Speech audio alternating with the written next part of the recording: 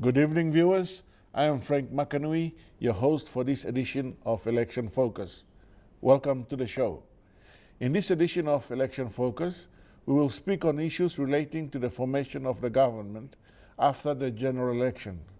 It is widely known that a political party that comes out of the general election with a favorable result, meaning if they have more candidates winning the respective seats that they have contested, will be asked by the Governor General of Papua New Guinea to form the government.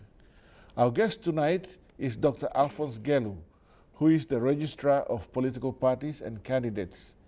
Dr. Gelu, welcome to the show. Thank you. It's a pleasure. Dr. Gelu, most people know that the Governor General will ask the political party with most numbers to form the government. That is clear.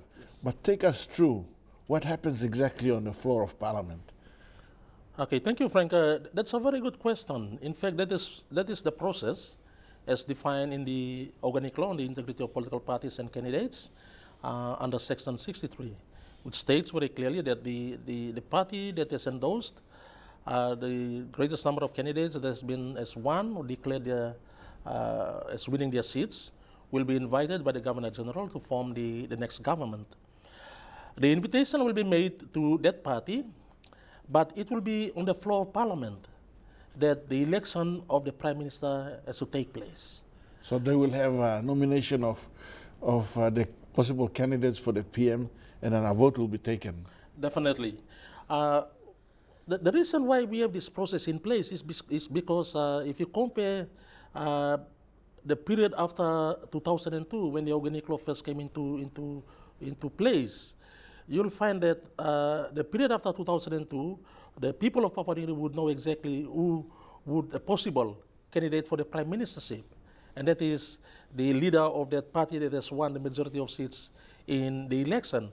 So on the floor of Parliament, that particular party and the leader of that party will be given the first opportunity as per the invitation. And it will be the speaker that will make that invitation on the floor of Parliament.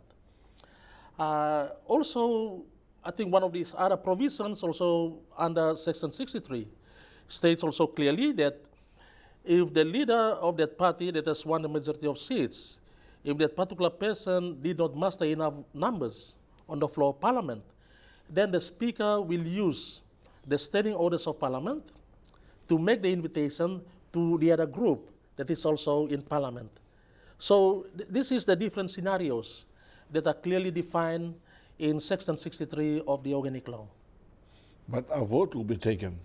A vote will be taken as soon as the speaker makes the announcement and invite the nominee from that group that is with the party that has won the majority of seats in the election. So there'll be two candidates posted for the votes to be taken. Yes, definitely. They will start off first with the first invitation, and that is the one to that the leader of the party that has won the majority of seats, and then a vote will be taken. But if they fail to muster the numbers, then that's when the Speaker of Parliament then will use the standing orders of Parliament to make the invitation to the other group on the floor of Parliament. Thank you, Doctor. Doctor, can you tell us what is OLIPAC? Thank you very much, Frank. That's a very good question. The organic law on the integrity of political parties and candidates is a constitutional law. That particular law came about as a result of Parliament using subdivision H of the Constitution of Papua New Guinea. Subdivision H of the Constitution of Papua New Guinea calls for an enabling law that would allow for the conduct of elections in Papua New Guinea without undue influence and interference. That's the first objective of that particular subdivision H. And the second one is to strengthen political parties in Papua New Guinea.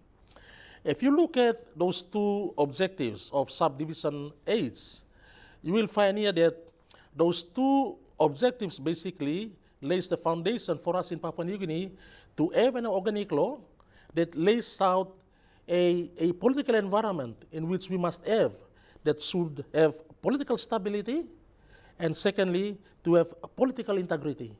So those are two very important principles that the organic law on the integrity of political parties wants to achieve and also wants to ensure that the political environment basically does operate within the confinements of those two very important principles.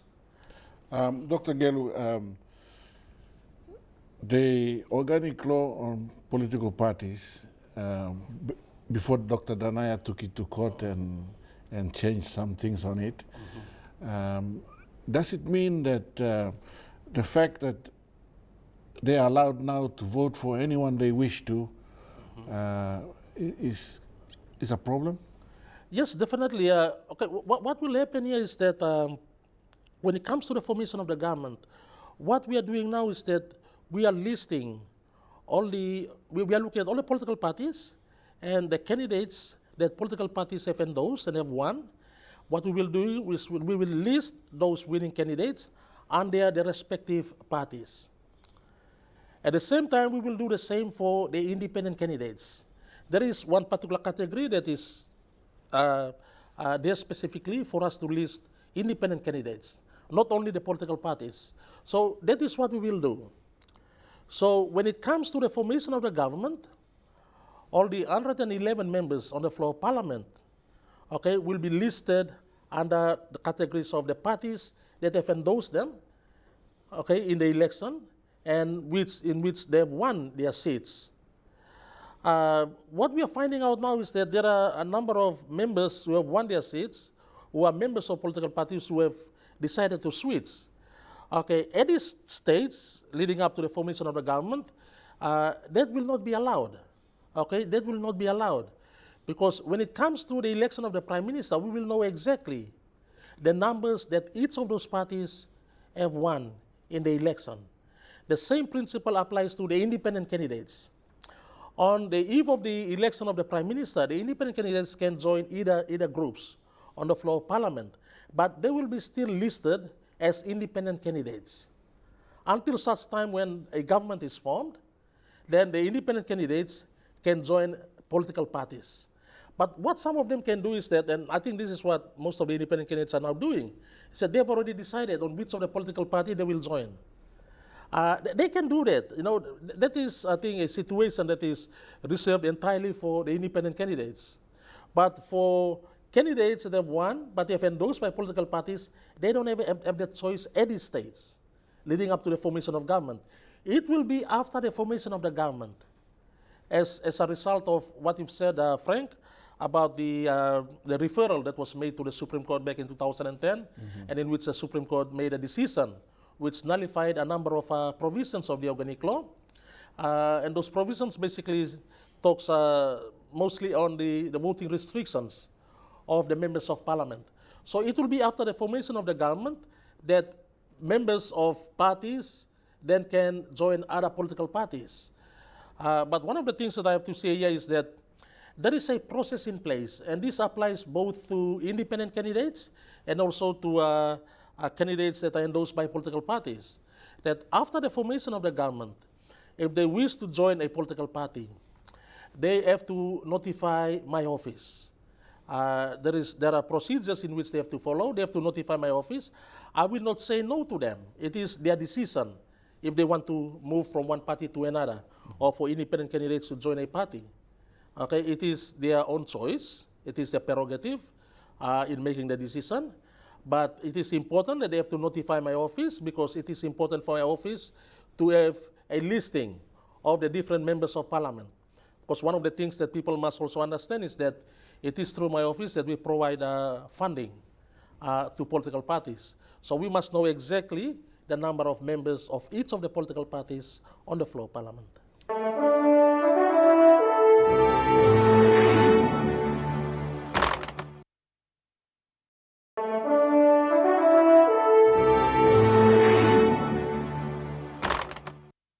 Welcome back. This is Election Focus, and we are speaking with Dr. Alphonse Gelu, the Registrar of Political Parties. Dr. Gelu, there is a situation in West Sepik where a regional candidate endorsed by someone else has now declared his allegiance to someone else. What's going to happen to that candidate? Okay, thank you, Frank. That's a very good question, because I think that particular case has brought about this whole issue of the free movement of MPs, sorry, not MPs, but the winning candidates before the formation of the government.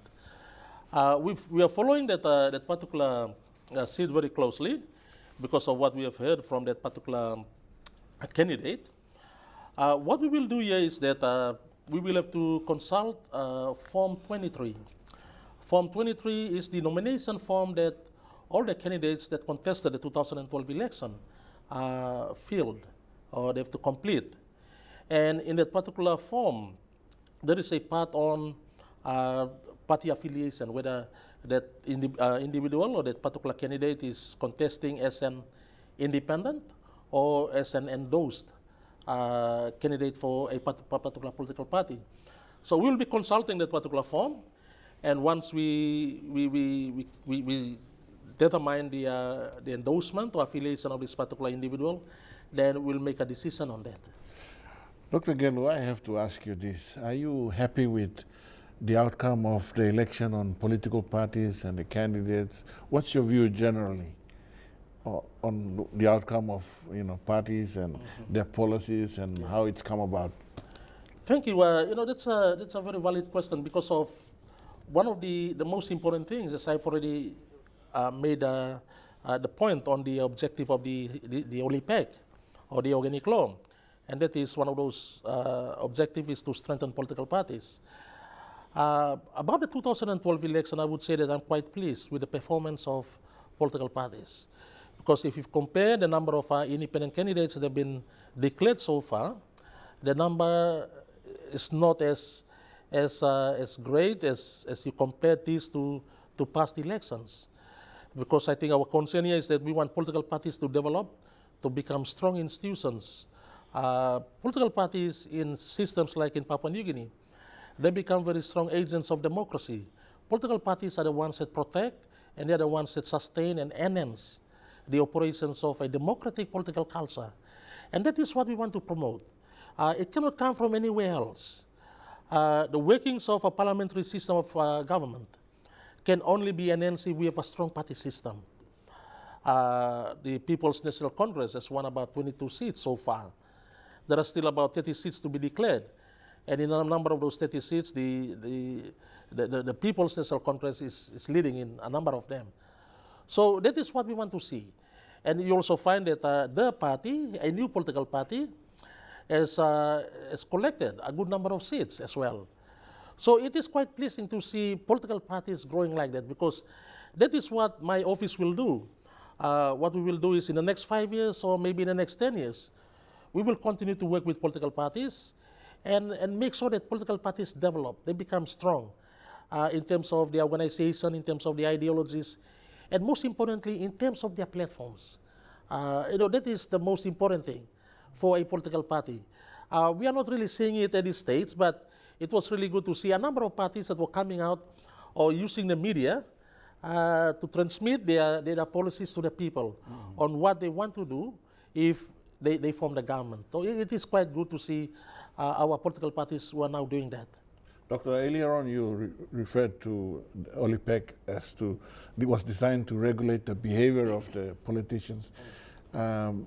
Is Sir Michael's, the Grand Chief's stepping down, are you referring to that? Is that such a behavior? No, not really. The decision that Sir Michael made is not, or does not come under the statement or the umbrella of what I'm trying to say here. But to an extent, yes, we can also say something about the decision that Sir Michael Somare has made.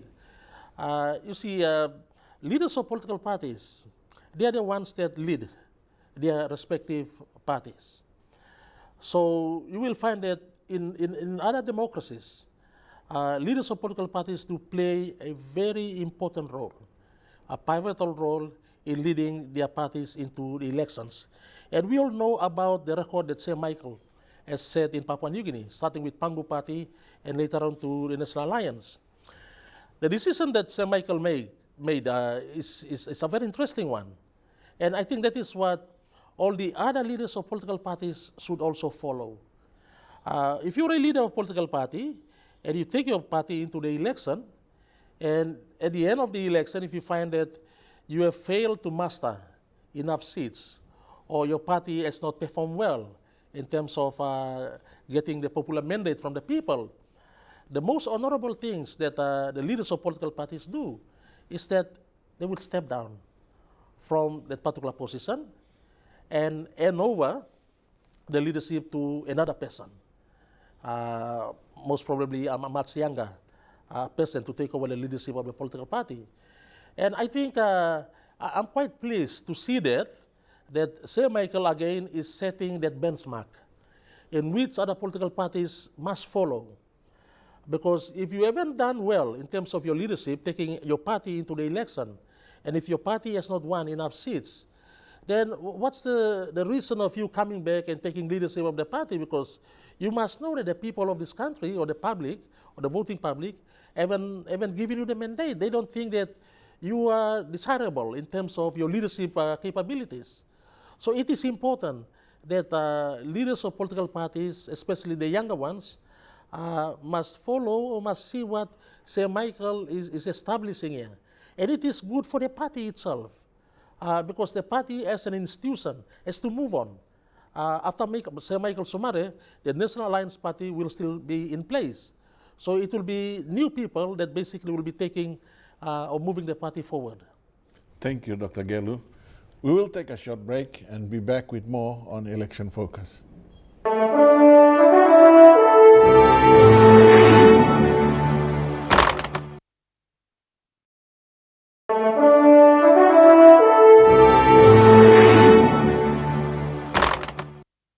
Welcome back. You're watching Election Focus. On tonight's show, our guest is Dr. Alphonse Gelu. Dr. Gelu, under the OLIPEC, will the independents be allowed to join a political party, or will they remain as independents?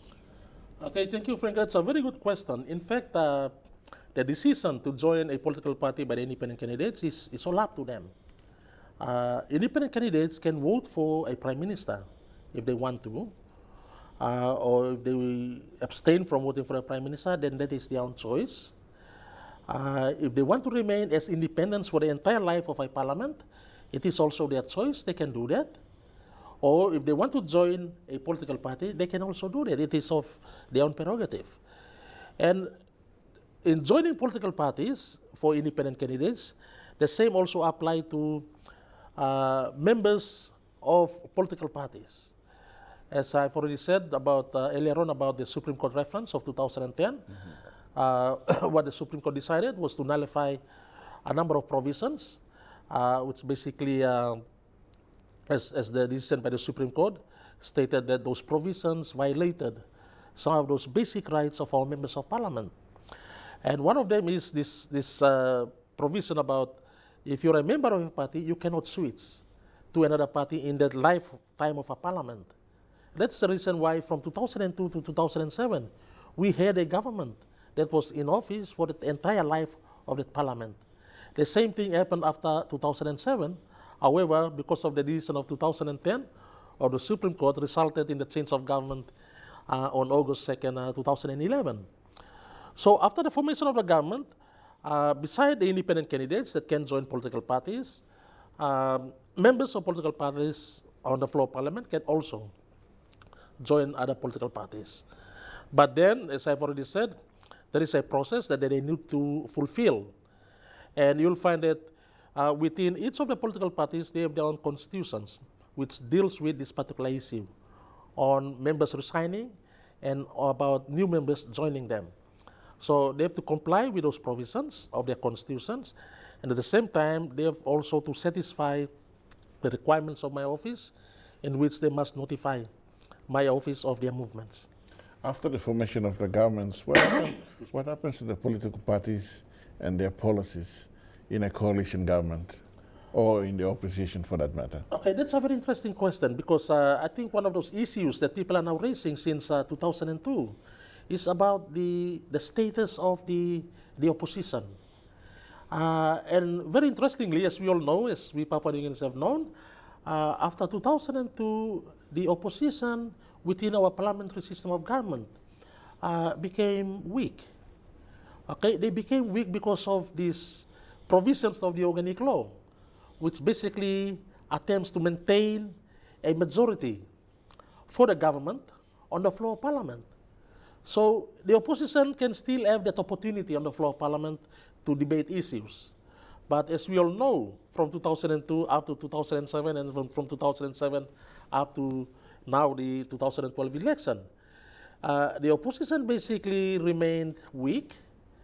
Many times the ruling by the speaker from 2002 were made in total disregard of giving opportunities to the opposition to make their debate or to participate in debates, to make their comments on important bills that were introduced on the floor of parliament.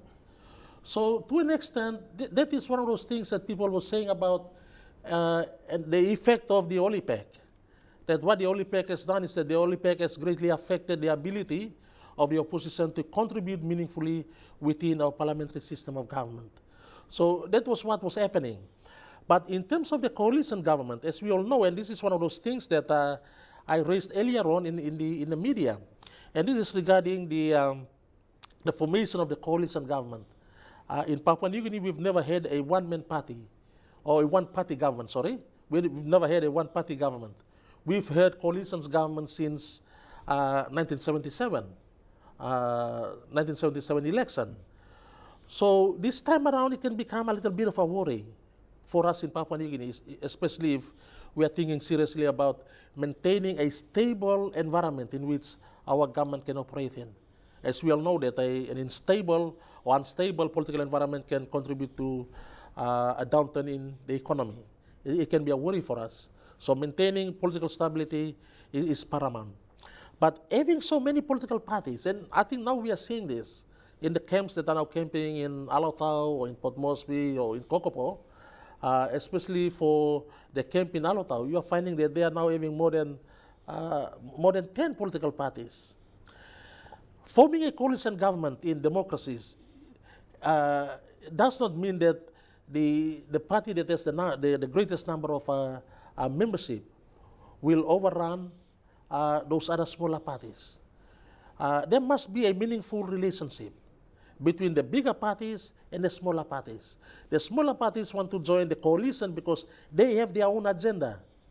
So a one-man party that is joining the government has also his own agenda. And that small party or that one-man party must make sure that his agenda must also be put forward on the floor of parliament, and the coalition partners must support that one-man party. Because that is what we will be having in Papua New Guinea. After every election since 2002, we've been having so many one-man parties. And I think the number of political parties is also a concern. That is one of the things that people have raised. But Frank, one of the most important things that my office will be doing after the formation of a government is for us to review the organic law. It is of the interest to everybody, including the government, including all the political parties, to support the initiative that my office is trying to do. Because what we want to do now is to come up with a new organic law that basically take into account some of the experiences or issues that we have faced. And I think that 2012 has provided us enough lessons that we can learn from. And then from that review, we can institute whatever provisions that we want to put into this new organic law in order to address whatever issues or whatever challenges that we have faced. So the review of the organic law will be a priority. And I think at this stage, I think there'll be enough support from both those that will form the government and those that are in opposition, because it will be of great benefit to all of them. It is in their interest. When the review is about to be done, would you consider the qualifications of the candidate and establish it in the OLIPEC? Would you also consider the period of the term of parliament? Thank you, Frank. I think those are some of those wider issues that we will have to consider. In fact, some people are now talking about that, the registration process of political parties. And the review of the OLIPEC basically will be taking into account the plight of our women in Papua New Guinea. Thank you, Dr. Gelu. Well, that's it, folks. It's quite interesting talking to Dr. Alphonse Gelu, but unfortunately we have run out of time. Until next week, it's good night